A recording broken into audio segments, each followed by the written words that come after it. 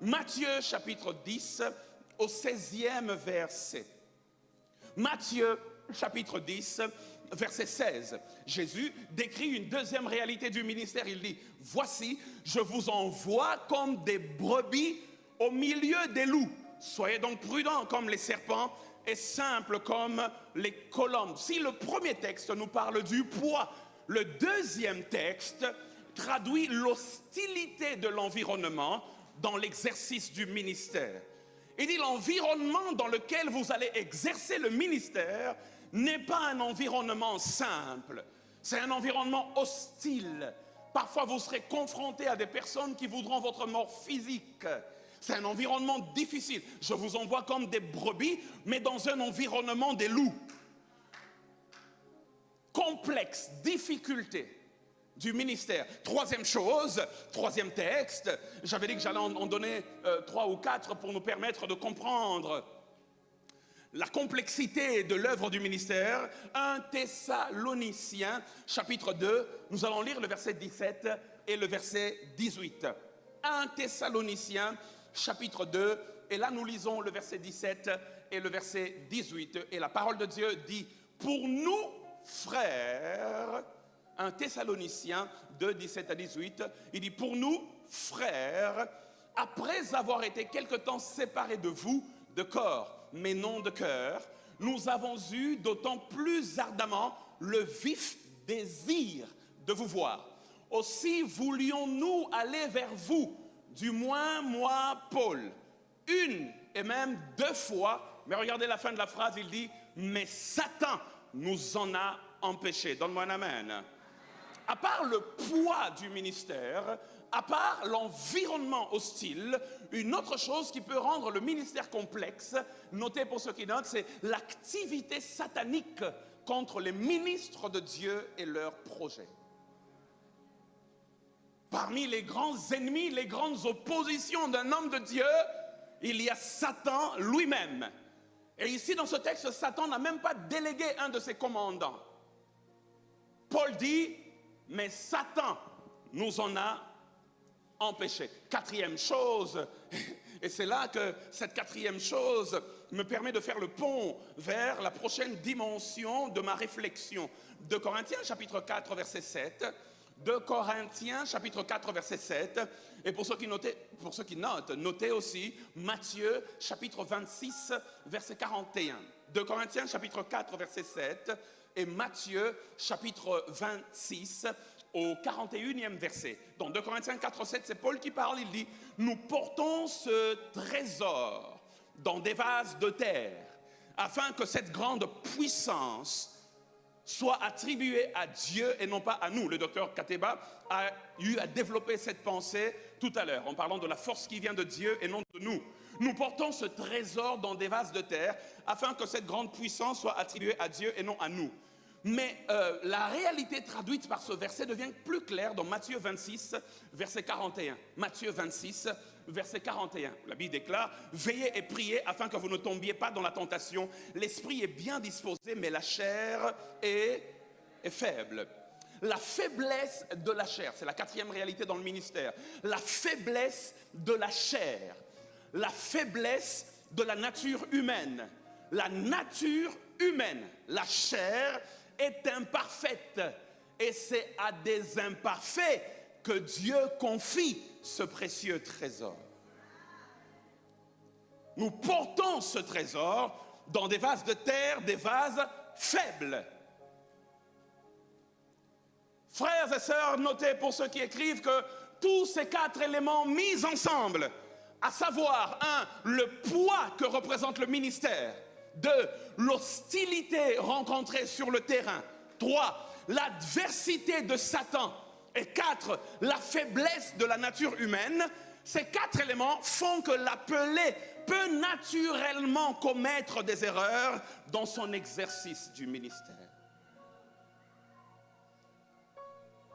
Est-ce que vous êtes avec moi ce soir? Parce que le ministère est un poids, parce que l'hostilité rencontrée sur le terrain est présente, parce que l'adversité de Satan n'est pas une utopie, et parce que la nature de l'homme est une nature de faiblesse, il peut privé à tout ministre de Dieu, jeune comme vieux, de commettre des erreurs, certaines publiques, d'autres privées, certaines sur TikTok, d'autres,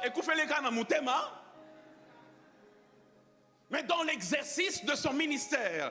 Et il y a une expression latine que vous connaissez qui dit errare humanum est. Ça veut dire que l'erreur est simplement humaine. Passons à la définition parce qu'on a compris d'où peuvent venir les erreurs. Maintenant, passons à la définition de ce qui est une erreur avant d'aller plus loin. Une erreur, c'est l'action de se tromper. C'est faire une chose qui ne devait pas être faite. C'est ça une erreur. Une erreur, c'est simplement l'action de se tromper. Une erreur, c'est faire une chose qui ne devait pas être faite. Une erreur, c'est une bavure. Une erreur, si vous voulez, c'est une bévue. Une erreur, c'est une faute. Une erreur, c'est une irrégularité. Une erreur, c'est un acte répréhensible qui engendre généralement des conséquences partant des moins graves aux plus graves. Je vais le répéter cette dernière phrase. Une erreur, c'est une bavure. Une erreur, c'est une bévue. Une erreur, c'est une faute. Une erreur, c'est une irrégularité. Une erreur, c'est un acte répréhensible qui engendre généralement des conséquences néfastes partant des moins graves, banalisables, aux plus graves qui peuvent coûter le ministère et parfois même l'éternité. Deuxième chose, cause des erreurs. Cause des erreurs. Cause des erreurs. Cause des erreurs.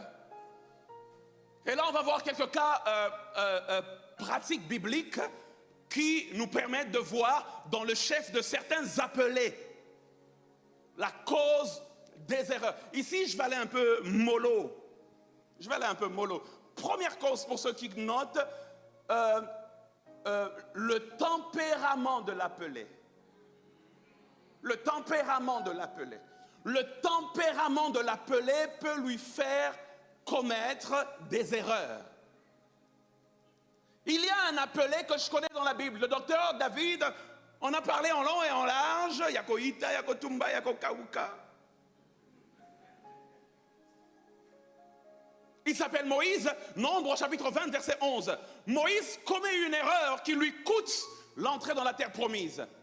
Puis Moïse leva la main et frappa 2 fois le rocher avec sa verge. Moïse était colérique et même au-delà d'être colérique, Moïse dans ce texte était en colère contre le peuple. Alors quand Dieu lui dit parle au rocher, Moïse prend le bâton et il frappe, non pas une fois, mais il frappe 2 fois pour comme évacuer sa colère. Et ça, c'était une erreur. Son tempérament colérique a fait que il a commis une erreur.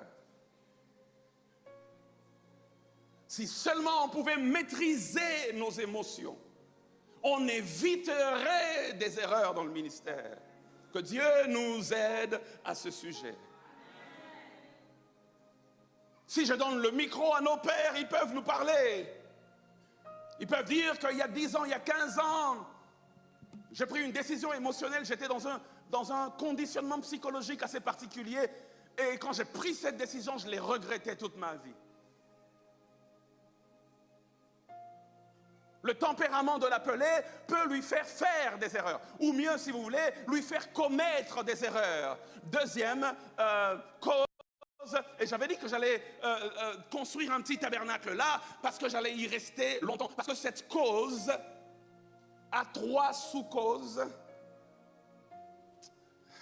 Ça me rappelle l'apôtre Dallo, ça. Parce que dans ce point, il y a 3 niveaux. Il y a 3 choses. Et dans l'une des choses, il y a encore des choses. Ah mon Dieu. Il y a des sous-choses. Alléluia. Alléluia. Deuxième cause, un système défaillant. Un système défaillant. un système défaillant. Au-delà du tempérament de l'appelé, le système défaillant peut faire commettre à un appelé, à un ministre de Dieu, des erreurs. Et c'est là que on va essayer de creuser un tout petit peu, en voyant quelques histoires bibliques assez intéressantes. Mais avant qu'on y arrive, laissez-moi poser la fondation de ce sous-point en disant que certains fils sont poussés vers des erreurs, car ayant été dans des systèmes défaillants. En parlant de système, je parle de plusieurs choses possibles. Le système peut être une école où l'on a appris.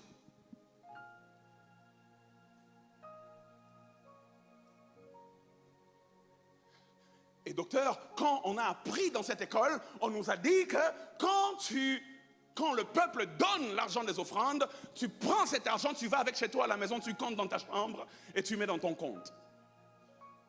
Le système dans lequel l'homme de Dieu a appris était tellement défaillant que lui aussi a reproduit les mêmes erreurs. Ça peut être l'école où l'on a appris, ça peut être la famille dans laquelle on a grandi, ça peut être le lieu où l'on a exercé. Le système défaillant, pasteur Benjamin, ça peut être l'église où on s'est converti. Le système défaillant peut aussi être la culture dans laquelle on a vécu. Et le système défaillant, c'est là où j'entre dans mes sous-points, le système défaillant est défaillant généralement à trois niveaux. À trois niveaux. À la fin, nous allons prier que Dieu nous guérisse nous, mais qu'il guérisse aussi nos systèmes. Ce que j'aime avec Dieu, c'est qu'il ne guérit pas que le corps, il guérit aussi la nation. Il dit, si mon peuple, sur qui est invoqué mon nom, s'humilie et prie, et cherche ma face, et s'il se détourne de ses mauvaises voies, il dit, je ferai ceci, je ferai cela, mais il dit aussi, je guérirai son pays. Jéhovah Rapha ne guérit pas que les corps ou les cœurs. Jéhovah Rapha guérit aussi des pays, des systèmes.